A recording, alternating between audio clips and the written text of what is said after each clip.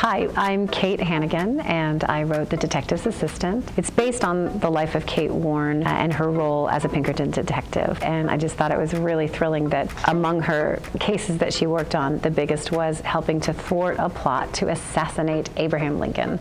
I researched the book in multiple ways. I dug up a lot of historical writing. I dug up contemporary books looking back at the time, so historians who look back on the Baltimore plot.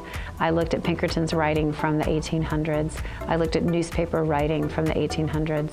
And then I started to go to American literature from that time just to pick up language and the way things just sort of felt. I tried to pull that in. And then I physically went to the Chicago History Museum, and any place I could go, I physically went to Graceland Cemetery and touched her tombstone and looked at the Pinkerton obelisk.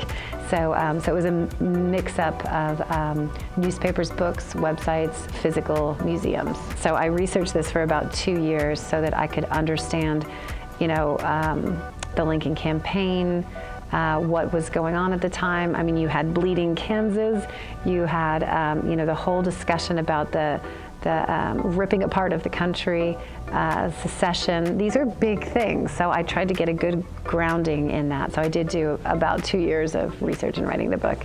There's so much to this too, just simple transportation. How do you get your candidate from Illinois safely to the White House? And just transferring this man across the country was a challenge, which led to getting him safely through Baltimore into the White House. To me, there's a lot of interesting components here. The birth of the Secret Service, transportation, any sort of safety and security for a president, and then the role of a woman in helping to thwart, these bad guys. So it was really fun to research.